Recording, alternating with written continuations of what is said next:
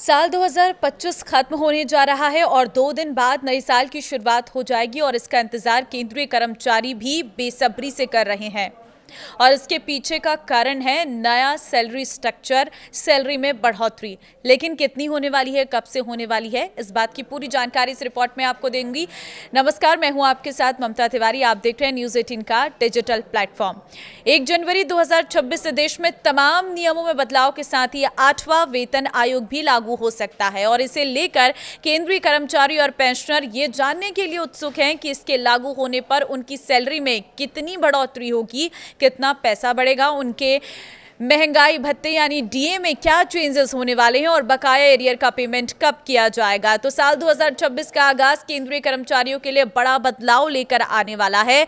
अभी लागू 7वां वेतन आयोग साल के आखिरी दिन यानी 31 दिसंबर 2025 को खत्म हो रहा है और केंद्र सरकार द्वारा मंजूर किया गया 8th पे कमीशन 1 जनवरी 2026 से लागू होने वाला है। हालांकि इसे लेकर आधिकारिक सिफारिशों का अभी थोड़ा इंतजार करना होगा, लेकिन इसे लेकर चर्चाओं का बाजार पूरी तरह से गर्म है। लेकिन ध्यान रहे कि अंतिम रिपोर्ट जारी होने तक ये सभी आंकड़े अनुमानित हैं, लेकिन इनसे नया वेतन आयोग लागू होने के बाद तमाम मदों में होने वाले बदलाव का अंदाजा लगाया जा सकता है। अब बात करते हैं 8वां वेतन आयोग लागू होने के बाद कर्मचारियों की सैलरी में कितनी बढ़ोतरी देखने को मिल सकती है। हालांकि अभी तक इसको लेकर आधिकारिक तौर पर आंकड़ा नहीं आया है, लेकिन इसे लेकर कई शुरुआती अनुमान जारी किए जा चुके हैं। एक्सपर्ट्स के मुताबिक पिछले वेतन आयोगों और वर्तमान आर्थिक परिस्थितियों के आधार पर ये सभी अनुमान लगाए जा रहे हैं। 6th वेतन आयोग के लागू होने के बाद औसतन वेतन में करीब 40% की बढ़ोतरी हुई थी। वहीं 7वें वेतन आयोग ने 2.57 के फिटमेंट फैक्टर के आधार पर लगभग 23 से 25% की वृद्धि की थी। 8वें वेतन आयोग के लिए प्रारंभिक अनुमानों से पता चलता है कि वेतन में 20% से लेकर 35% तक का इजाफा देखने को मिल सकता है। सैलरी तय करने में अहम माने जाने वाले फिटमेंट फैक्टर 2.4 और 3.0 के बीच रहने की उम्मीद है।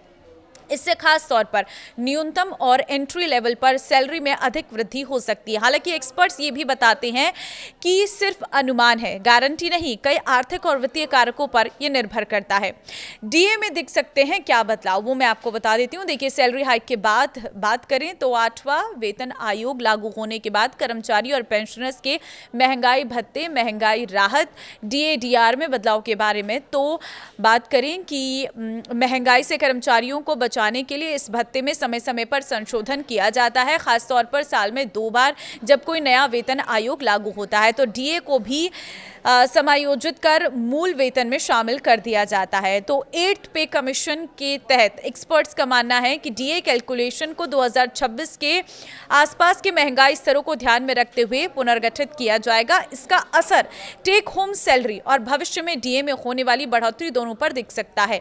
तो बकाया एरियर का क्या होगा, ये आपके मन में सवाल होगा। जब भी कोई नया वेतन आयोग लागू होने पर बकाया राशि का भुगतान आमतौर पर पहले लागू पे कमीशन की तरह ही किया जाता है।